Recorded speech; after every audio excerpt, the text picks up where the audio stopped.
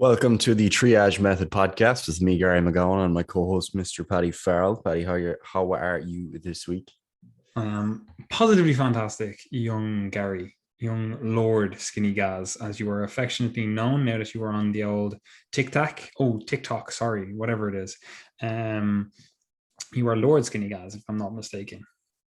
Correct. Fantastic.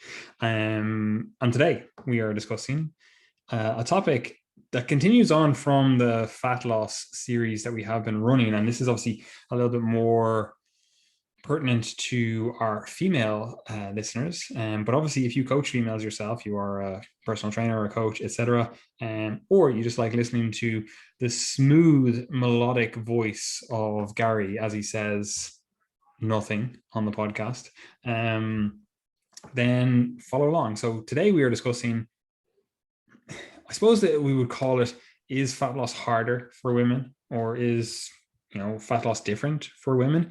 Because there are a few things that we need to effectively cover to actually finish out and round out this fat loss series, because there are some differences between men and women when it comes to fat loss. And while that oftentimes doesn't necessarily present a huge barrier, like it's not like the fundamentals that we have been talking about change drastically. Like if you want to lose some fat, you still need to be in a calorie deficit, whether you're a guy, a woman, a child, a fucking capybara, I don't know. Like it's still thermodynamics at the end of the day, right? So that doesn't necessarily change. However, there are obviously differences between men and women in terms of the physiology, we'll say, right? Down to the cellular level, there are obviously differences here. And we need to account for those differences if we are to actually get the results that we want, right?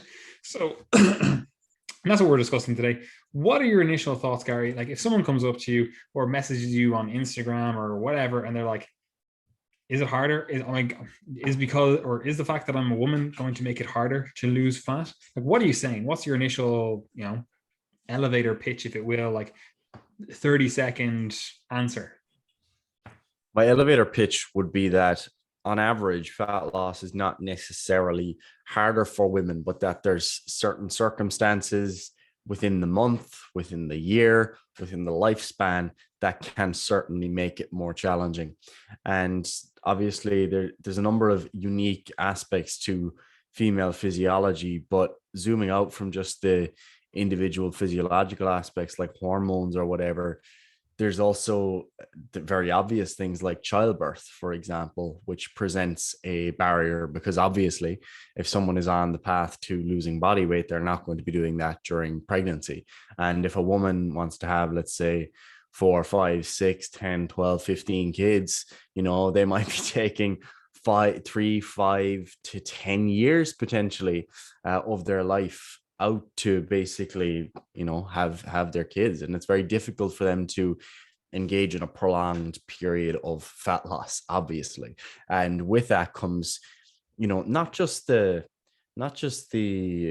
inherent requirement for body weight gain and the physiological changes during that time, but also the result of childbirth and the burden on the mother that is often present with not being able to sleep as well when kids are young, and all those sorts of things, all the responsibilities that come with parenting. So they're certainly barriers to fat loss. Just on top of that as well, like yeah.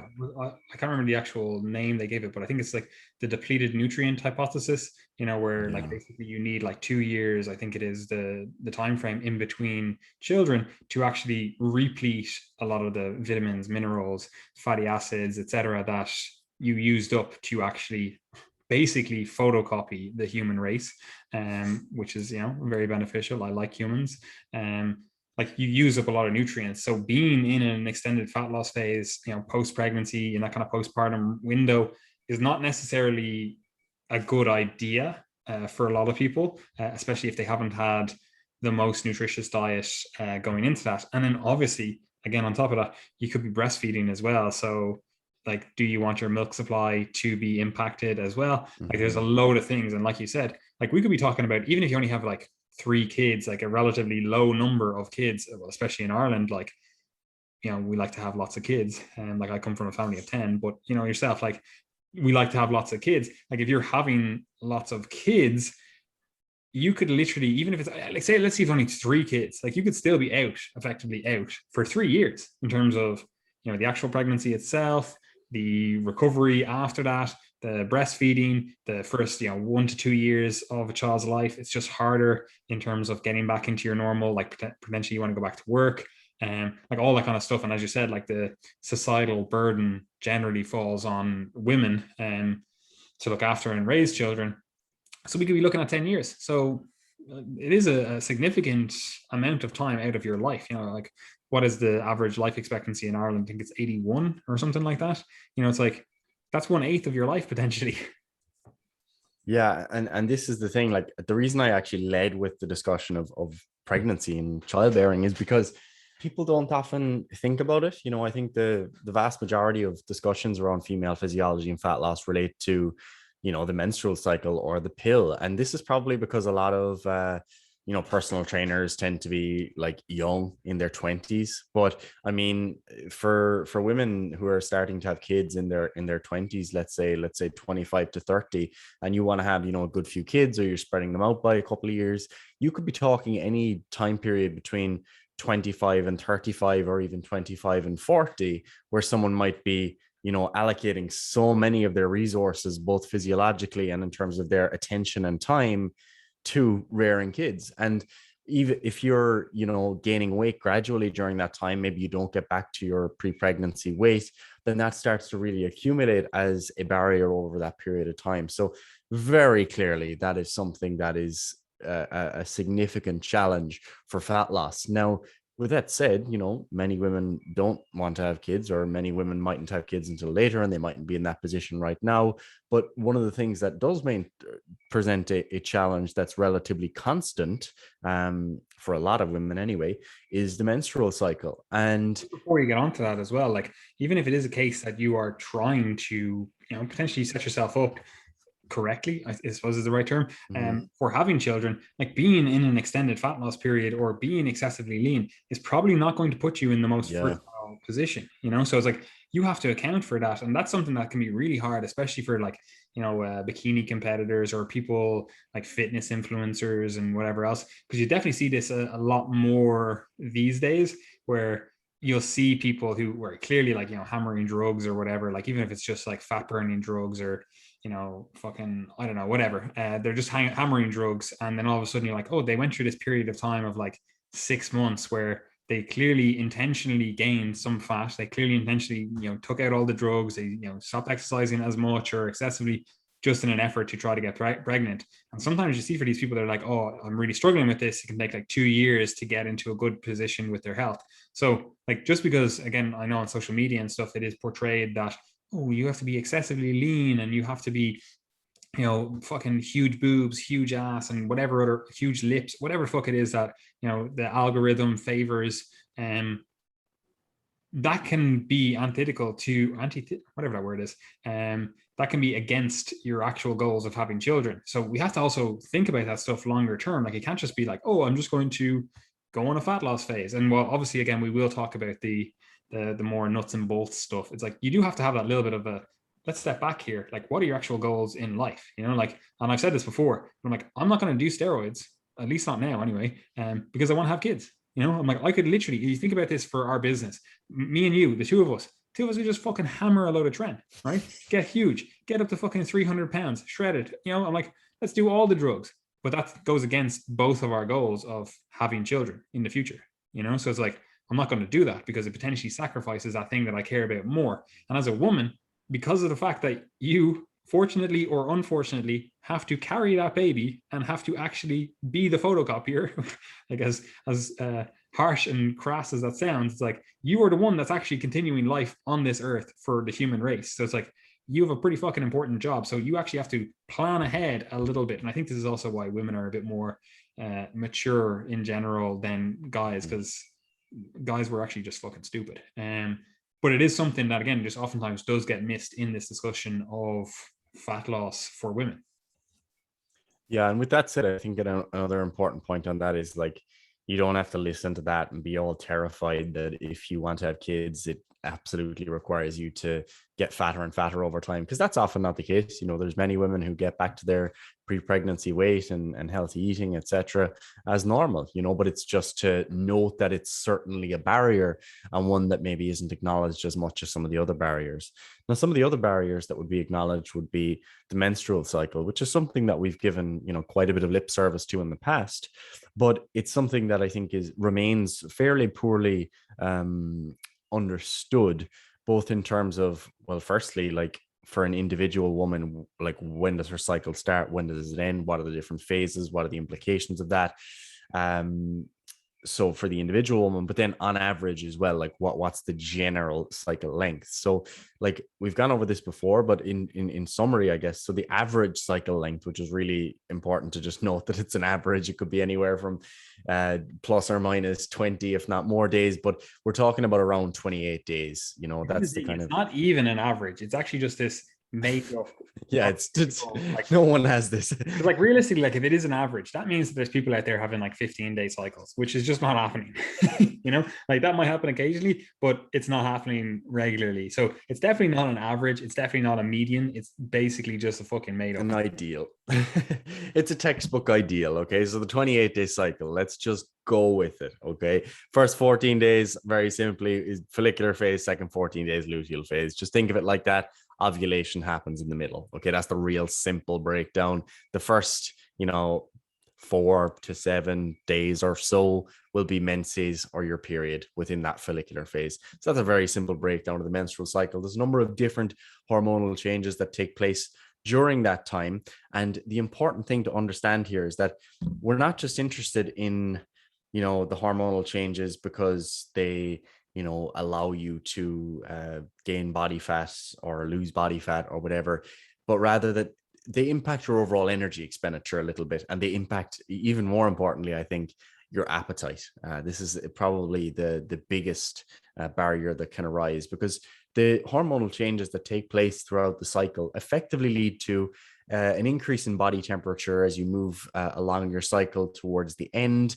And effectively what's happening there is you've got an increase in your metabolic rate. It's not a massive increase like plus 500 calories, but I think, if I recall correctly, you might see a change of up to 100 calories. Would that be around what you'd agree with? I've seen, I think I was on the research like 150 or something. And like a lot of the stuff is like somewhat anecdotal, because, someone is measured through like body temperature, and some of it's like people get really uncomfortable while they're, in their last like 2 weeks of their cycle, or at least the last week anyway. And they're kind of like, fidgeting a bit more. They can't get comfy. So you are like, expending calories that way. And obviously this is hard to fully, hash out, because some people might be like, I'm actually just so uncomfortable that I actually stop burning as many calories, because they stop doing stuff like, going for a walk, or, doing other things. So it's very poorly, like clearly identified exactly, like this is the exact number. But this is something that's interesting, because like these are, and you probably get into it in a second, this is largely driven through like progesterone, right? And this is one of those things where it's interesting to think about it based on the fact that, like, the way people talk about different things, like people are like, oh no, you're going to go catabolic. People are like, oh, if you miss your protein feeding window, you're going to go catabolic, right? But then they'll go into a fat loss phase and they'll be like, oh, I need to jack up my caffeine intake, and I need to jack up my like fat loss stimulants or whatever intake. But all of that stuff is basically catabolic. Like, it's causing you to burn through energy with no net anabolism, no net gain in like, muscle tissue or whatever else. So it's like, it's interesting to note that when people say that, because you could very easily sell this fucking mastermind project or a program of being like, we're going to overcome the fact that you are more catabolic in the last 2 weeks of your cycle. You're going to come up with fucking whatever random program, be like, oh, we're going to increase your protein here, and we're going to like, increase calories or whatever else. And like, that is potentially a viable strategy. And we might get into that in a second. But it is interesting the way people talk without realizing that, again, like, just because like you are burning more calories during the latter half of your cycle, but that doesn't necessarily mean that's better for fat loss. Yeah. And like, this is the thing, is that like, it's kind of attractive to look at the physiological changes that take place and then hypothesize about how you might implement nutrition accordingly. But I think the biggest thing, and this is the thing I end up talking to most of my female clients about, at least those who it's relevant for. And that's the changes in appetite and cravings that can occur towards the end of the cycle. I think this is something that's far more consistent than any observable change in performance or anything like that. I think they tend to be pretty subtle, but that's a big one, is the change in appetite. A lot of women that I work with tend to report subjectively increased appetite or more difficulty with adherence towards the end of their cycle. And to be honest, it's not even necessarily the case that people are always aware of it. It's sometimes the case that I point it out, because what will happen is, they'll come to a certain stage in their cycle and I have them list in our check-in document, what week they're on each time. And then they'll just say, oh, nutrition adherence wasn't great this week. Not really sure why, I just had kind of cravings and stuff. I was stressed. Yeah, I just lost motivation, when in fact it's because of the stage of their cycle that they're at. And I think if you can tune into that, it does give you a certain level of empowerment, because one, you can give yourself a bit of a break and say, oh, it's actually not just that I'm not motivated or I'm not disciplined. There's actually some rationale here. And that can sometimes make it less stressful, and sometimes can even improve adherence just through the knowledge. But the other thing that it allows you to do is to say, okay, right, I understand that my appetite's up on this week. So each time this week comes around, what we can then do is give the person an extra 100 or 200 calories, let's say, or maybe plan one higher day or something along those lines. Not because we need to compensate for the metabolic changes, but rather just to facilitate those changes in appetite. And I think that's something that can be really, really useful, because what it means then is that the woman is going into her next cycle without the stress of having had a poor week or having been really hungry. Because that's the other thing, is even if you do stay on track during that period of time where you are more hungry, it might then carry into the next week where you're already kind of fatigued from having to, exert all this discipline, and you already have a bit of hunger going into the week. Whereas if you've taken care of that, now it's a bit of a smoother transition. So that's something that I've had great success with. Now, I will say it's not something that all of my female clients will do. I think another important thing to note there as well is that that's also confounded to some degree by those who are on oral contraceptives or other modes of contraception. But that's something that we'll move on to as well. Yeah, and this is an interesting thing, because like I even just had a client the other day. I think she's about 25, 26, something like that. And she was like, wow, I didn't realize how much more beneficial it is to have a regular cycle. Like before, first of all, she wasn't tracking it, and second of all, because of her dietary patterns, sleep, stress management, etc., it wasn't regular, right? So her, first of all, getting a regular cycle, again, this archetypical fucking whatever 4-week cycle, 28-day cycle, like we got a little bit closer to that. We're at like a 30-day cycle. So for her, it's like she actually has a lot more control over like planning ahead for stuff. Now, obviously, you can't be perfectly planned for this stuff, because it does whatever the fuck it wants to do. But it at least allows you to be like, right, I'm probably going to notice some things on this week, or I'm going to have to actually plan ahead for this week. It does give you that little bit more ability to plan ahead. But it is interesting as well, because you start noticing that, and this is something that I'm kind of excited for in terms of the research that will come out of this, that a lot of individuals that are in the, I'll call them whatever it is, Gen Z, is it? The next one, not us millennials, Gary, but the next generation, like a lot of them have grown up just tracking their cycle on apps. Like literally, I know girls that have literally had their cycle tracked on an app since they were like 13. So I think that's a lot more common, and it is a lot more like, imagine you had like you're 23 and you have 10 years of data of like, oh, this is what my cycle has looked like. This is what it like. This is what I was doing nutritionally. This is where I was in my life, et cetera, et cetera. And you just have all of that data. It's like, that's a treasure trove of data for you, So it's interesting to see that that's something that is coming to fruition in the next couple of years. When people are in their 20s, maybe they have a little bit more money to spend, and they're like, I want to get coaching, or potentially they're like, oh, I actually want to do something with this data. It is interesting that it's going to happen. But as you said, like, we can get really caught up in all these hormones, right? Now, obviously, the pill changes things, because that is effectively a supplemental or a pharmaceutical hormonal intervention. Potentially does change things, which we'll get to. But this is one of the things, and I want to make it really clear right now, that just because there are hormonal differences between men and women doesn't mean that those hormonal differences are actually going to inhibit fat loss. Because well, first of all, estrogen is actually really beneficial for fat loss, so that's fantastic. Like if you're a woman and you have more estrogen than a guy, fat loss is technically easier, right? You also have an easier time with a whole host of other things. And again, we've talked about them before. Progesterone now does technically make fat loss a little bit harder. And that's true with its actual mechanisms and stuff, but it also does make it a little bit easier as well, because you're actually able to burn more calories just by virtue of having a different part of your cycle, right? But it does come back to what Gary just said there, where it's like, okay, that might be the case. You might have these differences in calorie expenditure, basal metabolic rate, or whatever across your cycle. But realistically, the more important thing for you as an individual listening to this, or if you're coaching individuals, is the fact that hunger and potentially, your daily habits are going to change across your cycle, right?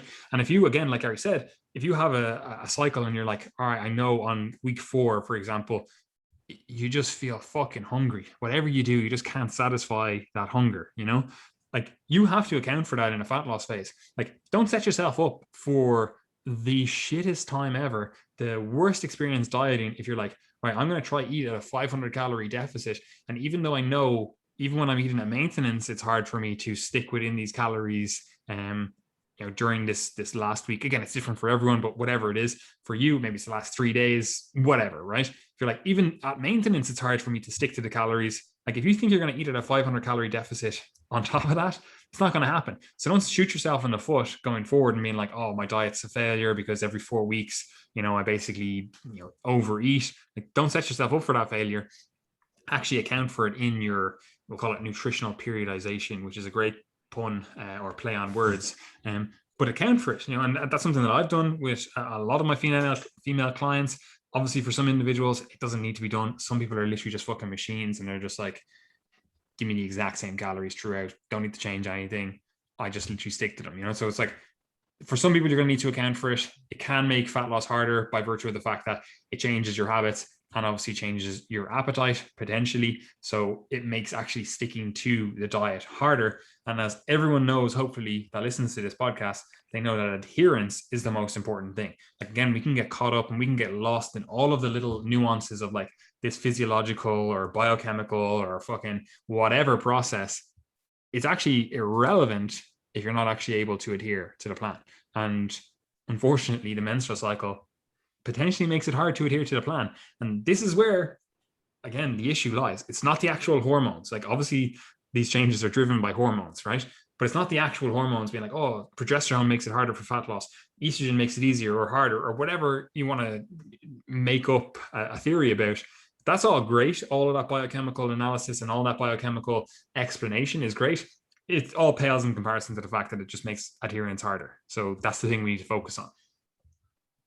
Yeah, and I suppose like one final kind of menstrual cycle variable that may not be obvious but is not worth forgetting is the fact that because of menstrual bleeding, there's also a higher risk of anemia in women as well, which may not seem like it's directly attached to the fat loss discussion, but we have had a number of women over the years who have gone to the doctors and realized that the cause of this persistent fatigue was actually the heavy menstrual bleeding and subsequent anemia. And if you're super fatigued with anemia or fatigued from another condition, you'll know that it can be very difficult to get to the gym, to put in your best effort, to get out and do your steps and stay active.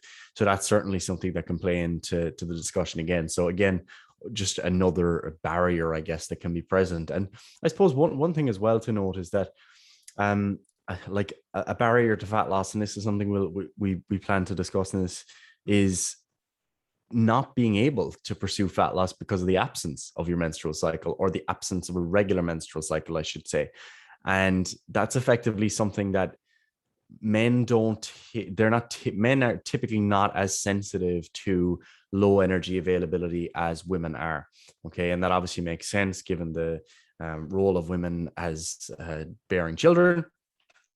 And effectively what can happen is if someone is amenorrheic, they don't have their period, then the difficult thing there is that can be the result of low energy availability. And that person may still be overweight or fatter than they would like to be, and they'd like to be leaner. But the difficult thing then is trying to pursue fat loss in the presence of that in a smart way. Now, it can be done, absolutely. A smart approach, getting someone's energy availability up, addressing stressors and other variables. But most of the time, for women addressing that on their own, they might just have to give up their fat loss pursuits because of those physiological changes. Difficult thing to overcome that I don't think men are as they can deal with it for sure. Obviously not the loss of menstrual cycle, but other symptoms, but just less likely to run into those problems. 100%. And again, we've talked about this before on the podcast. I think we did literally a podcast on just a few weeks ago. So that was only a few weeks ago. So as Gary was talking about, like, go back and listen to that podcast, because we did discuss quite a bit in there. But it is something to be aware of, especially if you are a woman who has potentially lost her menstrual cycle by virtue of dieting to try get some fat loss. It's like, this might not be the most beneficial thing for you overall. Now, the unfortunate thing is, for some individuals, they are just really, really sensitive to this occurring. And it's just a foregone conclusion that to lose fat, they are going to have to experience some sort of amenorrhea, or at least changes to the menstrual cycle. Now, that's fine, at least in my eyes. Obviously, this is a discussion you have to have with the individual, but at least in my eyes, I'm like, that's actually okay for, it happens a month, 2 months. If we start getting into 3 months, I'm like, okay, this is actually a pretty big issue. If we're getting to 6 months, it's like we have to start dealing with this a little bit more. Now, for some individuals, again, it's a no factor. It's like they're aware of the trade-offs, they're aware of all the risk, bone density, osteoporosis in later life, etc. And they're like, okay, I'm actually okay with this. But for some individuals, they're not okay with those risks, and they might be okay with just chasing fat loss for the next 2 months. But if they continue to have menstrual irregularities, we're just going to have to increase calories and get that low energy availability sorted, So it is a very nuanced conversation that you have to have with the individual, or with yourself. If you are trying to coach yourself, you're trying to look for fat loss yourself. But it is definitely something I wouldn't just ignore.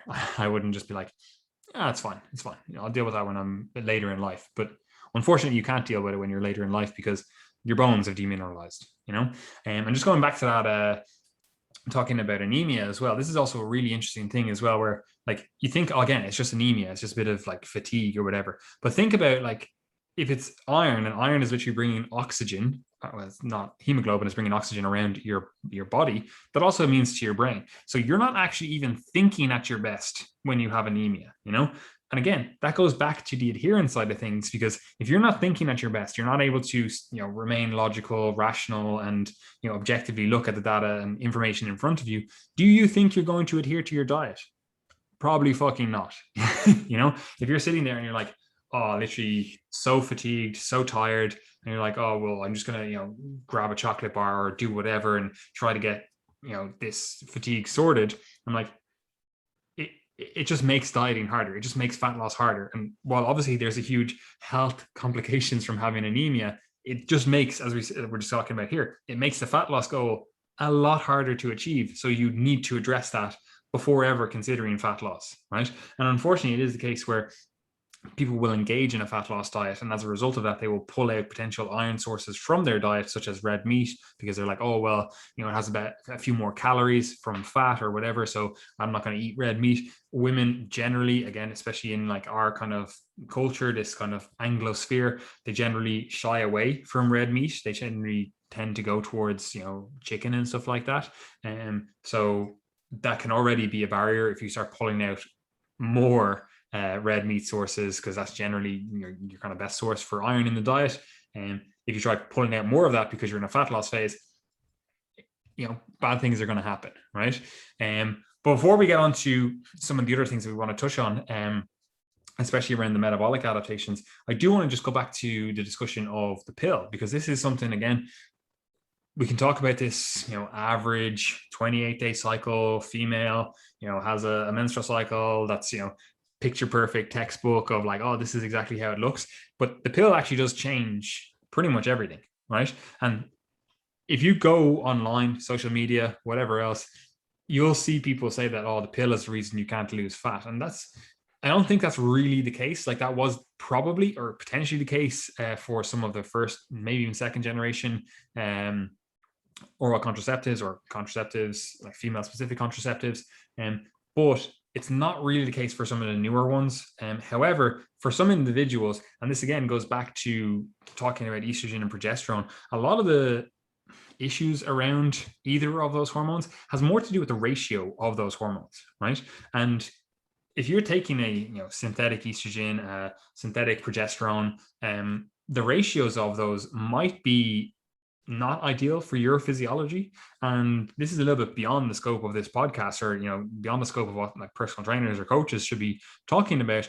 But if you're having side effects from the contraceptive that you're on, and you're finding like, oh, I'm excessively gaining weight, and whether that's by virtue of it's just water weight, which is a side effect, or it's by virtue of the fact that your appetite now is completely dysregulated, you're not able to stick to a diet, you're not able to adhere to a diet, like whatever it is, if you are having those side effects, that's something you need to talk to with your doctor, right? That's not something to be like, oh, I wonder if there's some secret nutrition hack or diet hack or training strategy or whatever. It's like, no, there are other options available. It's not just a case of like being on oral contraceptives are going to cause fat gain or going to inhibit fat loss. It's not really the case at all, but it might be the case that the oral contraceptive that you're on might not be effective for you, right? There's, again, could be to do with the ratio, could be to do with the exact form of estrogen or progesterone in that. It might not be the form, like obviously there's differences in terms of our genetics, in terms of, estrogen receptor density, in terms of the actual shape of the estrogen receptor or progesterone, all that kind of stuff. It's like there are differences, and a certain type for you might not be ideal, but that's why we have multiple drugs. That's why we have multiple interventions. Like, you have to just find the one that works for you. So while this does get a lot of airtime and a lot of, oh, this is the reason you can't lose fat, you need to come off the pill, like it's just not good, we'll call it science. Well, again, we can make all this mechanistic hypothesis of like, oh, well, estrogen does this or progesterone does this. Ultimately, like, this is a trade-off. If you take any medication, there's a trade-off. It's like, are you willing to accept that trade-off? Are you willing to accept these, we'll call them side effects? They're just effects for you, right? Are you willing to accept that? No. Okay, well, then we have to either go on to a different medication, or we have to discontinue that medication, right? If you're not willing to accept the side effects and you're not willing to try a different medication, then what are our options here? But what are your thoughts there, Gary?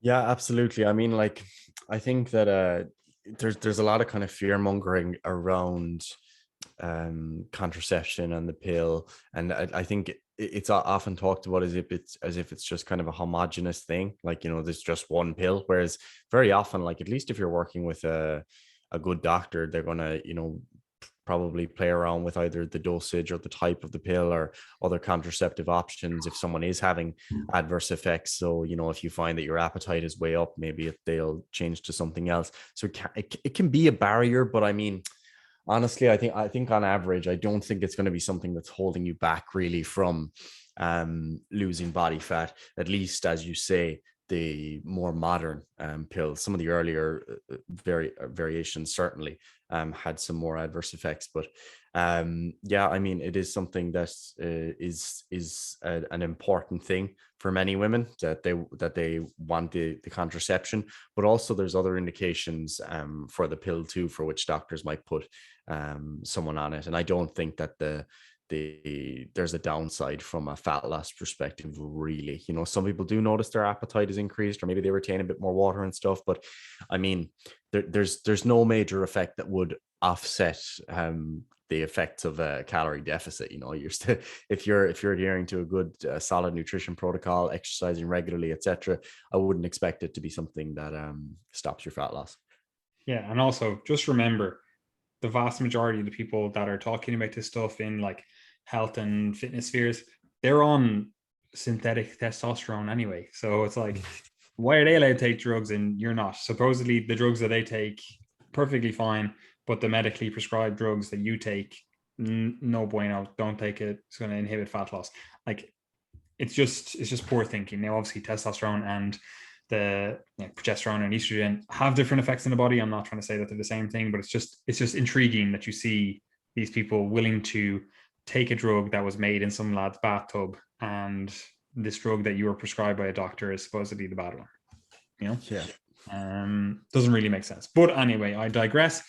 The next thing I want to get onto is the metabolic adaptations, because these, again, I think this is probably one of the things that realistically accounts for 90% of the differences men and women see in fat loss. If we were to boil it down and be like, what's the one thing? I would say it's the metabolic adaptations. And what we've talked about these before, and it's basically the fact that due to the fact that women are the vehicle for the continuation of society, women have a way more adaptive metabolism, right? And I've said it before, but like basically, like if one guy survived and all like overnight, Thanos snap, it's like literally we're killing half the population and it's all males, and there was just one guy who somehow, escaped it, right? Assuming the women that are left are willing to procreate with this one guy, the species can continue, right? The opposite is not true, right? If, again, Thanos snap, boom, half the population is gone, and it's all the women are gone except for one woman, it's very unlikely that the population is going to continue, right? So women are more valuable, right? And we've evolved, our bodies have evolved with that in mind. So how do we evolve with that? Well, the women that are more adaptable have more adaptable metabolisms that are able to, survive periods of starvation, are able to survive, epidemics, fucking ice ages, whatever else, right? They're able to survive having a low energy availability by shutting down, like we talked about earlier on, by shutting down these quote unquote non-vital functions, such as their hormonal system, such as this reproductive system. Like, it actually makes them more survivable because they don't have that energy expenditure, right? So from a survivability perspective, like the metabolic adaptations that occur that serve to reduce, caloric expenditure for a woman, that's really beneficial for the survival of the species.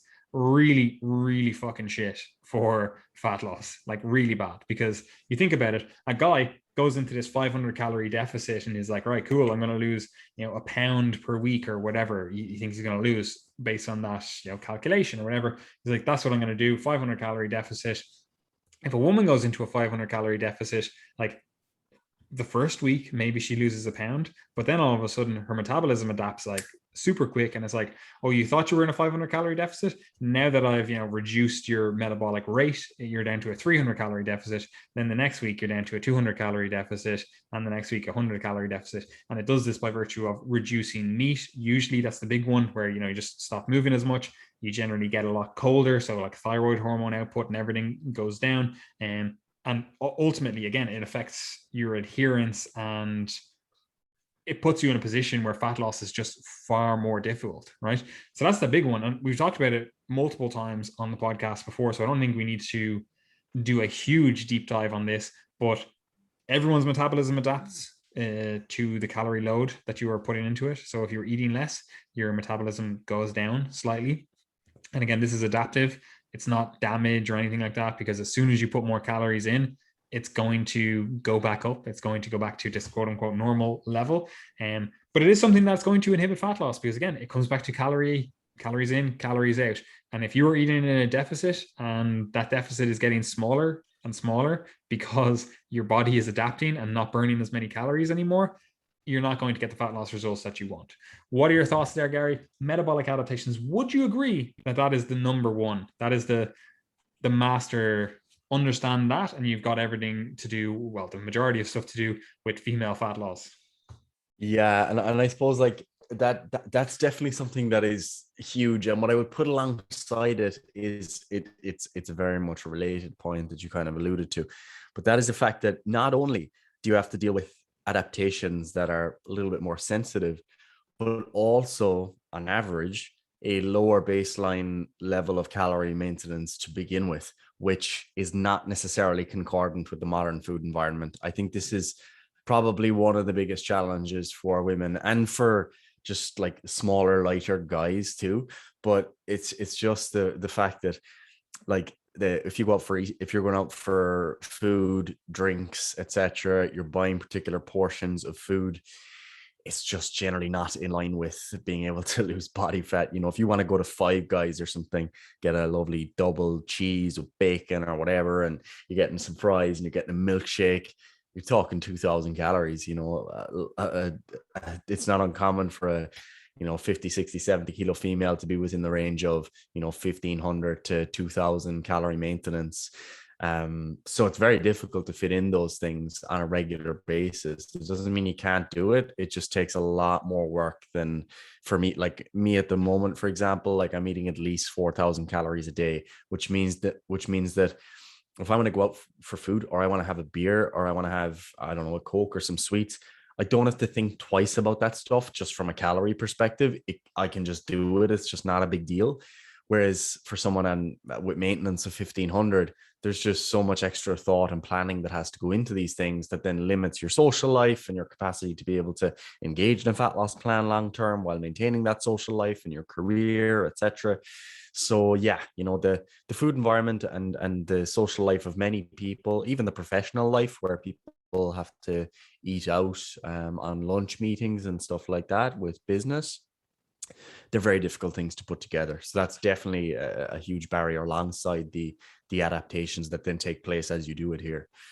Yeah, 100%. And like, again, like we did an entire podcast series on this, like fat loss generally around the food environment and stuff like that. But think about it just logically. Imagine you have a food environment that is, very hyperpalatable foods, high calorie density, etc. But then you also combine that with the fact that you are a smaller individual. So you already have less calories. Like you're just smaller. Like I weigh whatever, 95 kilos. If you weigh 60 kilos, like me just living, I burn through way more calories, right? So there's that, right? But then also you combine it, the food environment is suggesting you to eat way more calories than you're able to for that body weight. But then also we decide, you know what would be great? Sedentary jobs, right? So we then have the situation where it's like the calories inside of things, not great, because the food environment is saying, let's eat loads.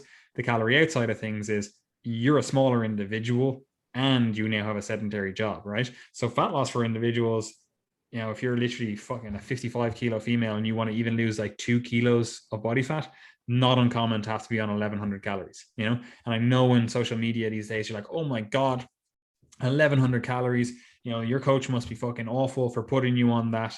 I'm like,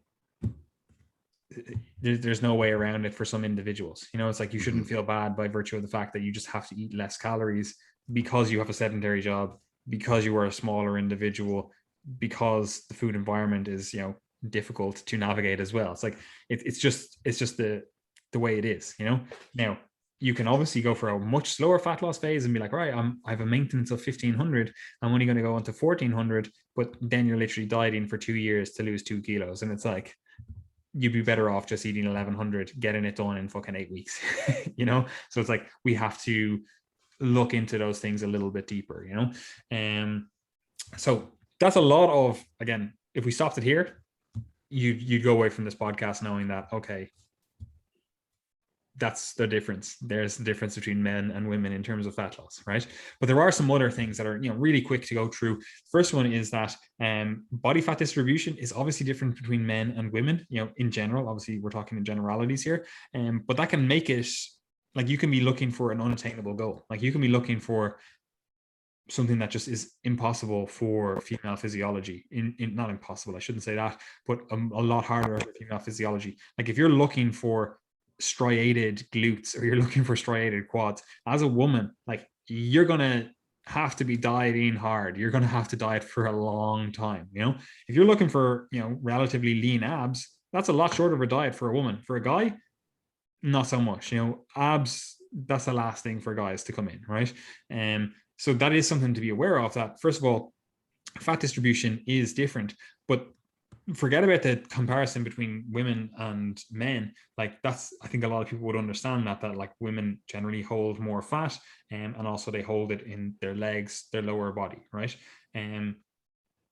But on top of that, and this is just by virtue of the fact that or just a fucking annoying thing, is that if you compare a woman to another woman, they could literally have the exact same body fat percentage and look completely different.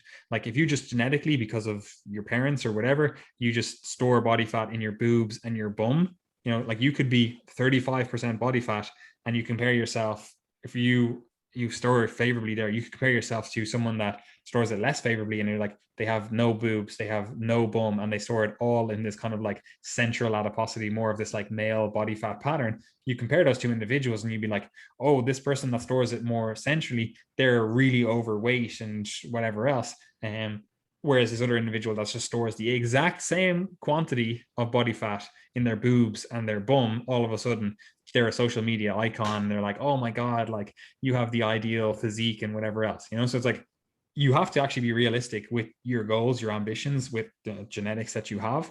And that is just oftentimes a hard pill to swallow. And that's not to say that you can't improve the look of your body, the body composition, and also the shape of your body. But it is something that you just need to be realistic with. You just need to actually look at your body and be like, actually, where do I store body fat? And I don't mean like, oh, where do I store it when I don't like it? I'm like, do you actually store fat on your boobs? Do you actually store fat on your bum, your thighs? Like where are you actually storing this? Like, because that actually allows you to be more realistic, because I know everyone always goes like, oh, I store the majority of my fat here. And it's like, no, you don't store it there. That's just a place that you don't like it. It's like, that's not where you store the majority of it. That's not where you have stubborn body fat.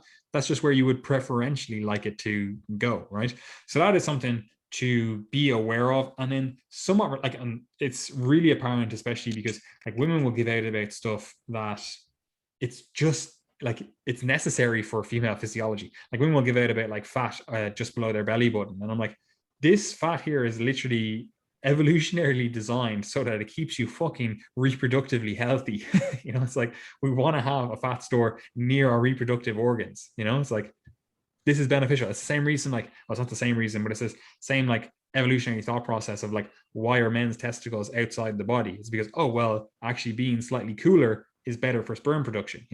Do you think having your testicles outside of your body is conducive to war, living a fucking life that you want to live, anything like that? No. That's why a lot of animals keep their testicles inside their body. It's like, if you're going to fight another individual and he rips off your fucking testicles, like that's not great for the continuation of the species, right? So that is something to be aware of. It's like evolution has designed things for a reason. That reason may not be, what you want in day-to-day life now in this environment where we've taken ourselves out of nature, but it is designed that way for a reason, right? And unfortunately, again, it might not be congruent with what you want, right?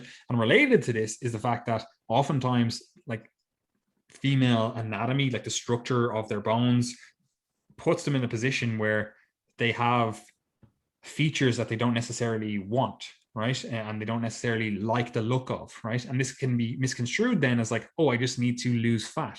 Like you'll see women talk about the fact that like, oh, I have these like hip dips, right? Or like saddle bags. They like talk about like, oh, the side of my leg here, like it's a saddle bag or whatever. It's just fat loss. I need to get more fat loss and it'll improve the look of that. When in reality, it's like, this is literally just the like Q angle of your hips for one, but then also like the actual joint structure here. It's like these are your bones. You're not going to change that with fat loss. It's like that's not going to actually impact that. You're not going to be able to add muscle and just like plop it on here like some sort of like fucking mala or whatever. It's like that's not going to happen, right? So you need to be realistic. And unfortunately, if you're an individual that's just getting into this stuff, you don't have realistic expectations because you just look at the women on social media that have these idealized physiques, these have these like genetically favorable fat distribution and then genetically favorable like bone structure to, look a certain way. What are your thoughts there, Gary? Yeah, I mean, I agree with all of that.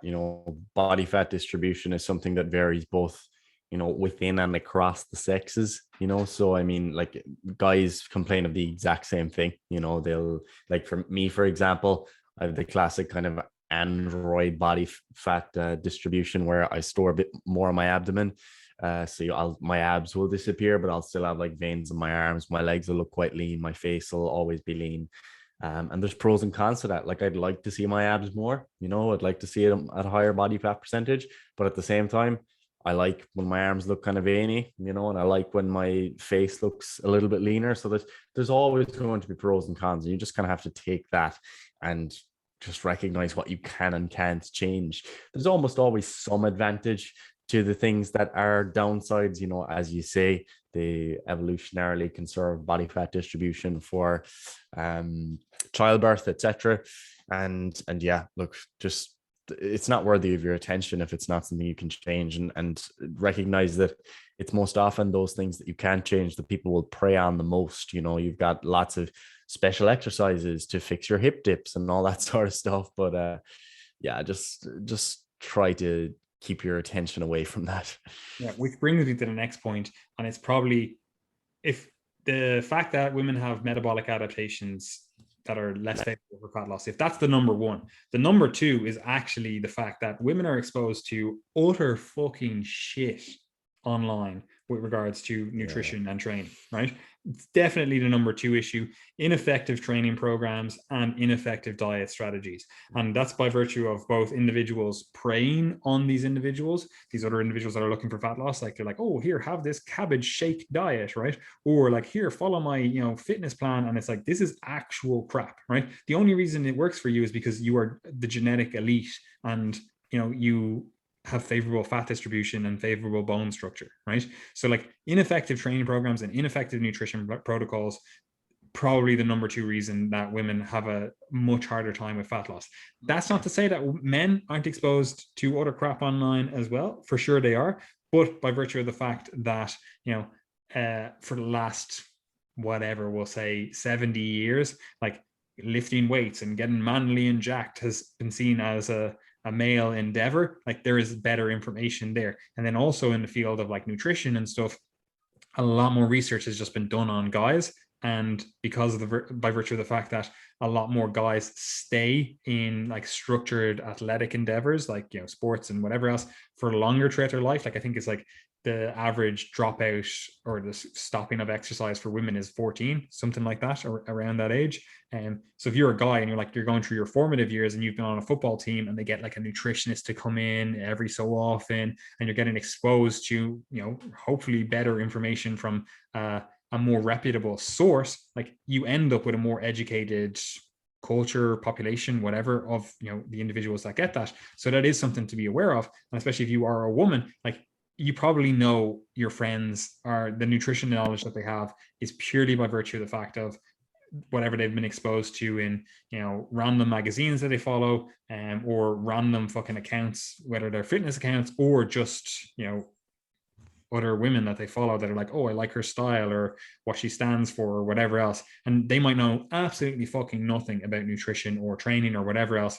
But by virtue of people asking them, like, what do you do for your body or whatever, all of a sudden they're giving nutrition advice and training advice, and it could be utter fucking slop, right? So that's the number two reason that makes fat loss harder for women. The societal, it's not even expectations, the societal structure has led to women being less educated with training and nutrition. Now, the great thing about this is over the last number of years, let's say the last 10 years, this has changed a huge amount, right? Like I remember, like I, finished secondary school in 2010, getting old, and like at 18, like I could probably count on less than two fingers the amount of girls I know that went to the gym, and if they did go to the gym, they probably only did cardio. They might have only done a spin class, maybe some Pilates or yoga or something like that, right?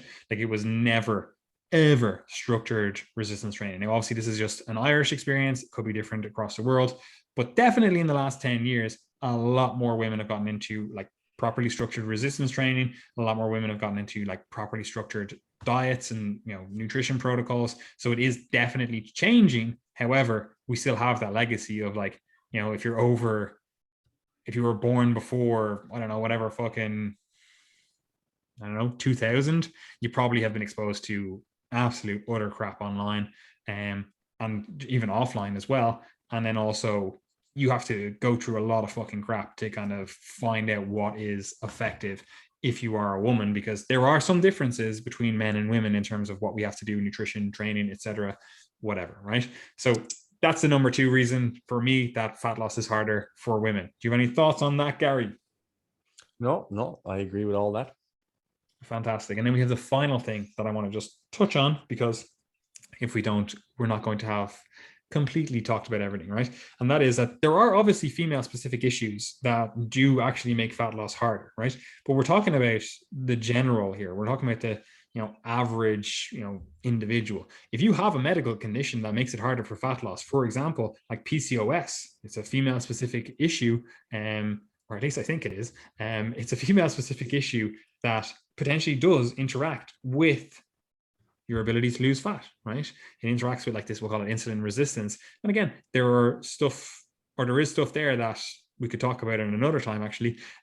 But there are female specific issues that can make fat loss harder. Again, there's also autoimmune issues, and there's a number of reasons for that.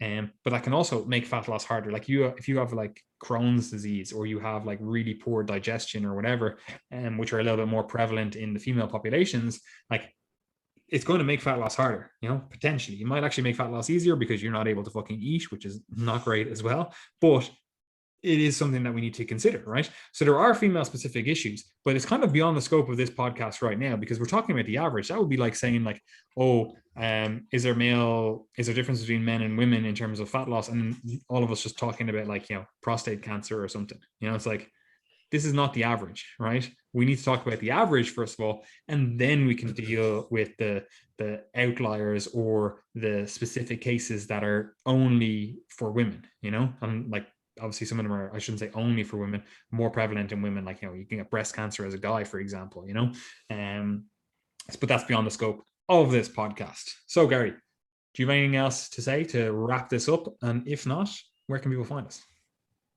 Oh, I think that covers everything, to be honest. And obviously, if you would like guidance on your path as a woman or as a man, that's cool too. We do have coaching spaces available. We have Dr. Nicola Flanagan as one of our coaches, who is very passionate about women getting into strength training and helping them on that process, obviously improving their physique and stuff as well. But if you'd like to work with her, she does have spaces available, as do the rest of the Triage coaches. So if you need information about coaching, you can find that in the description box below. You can also find information about our social media.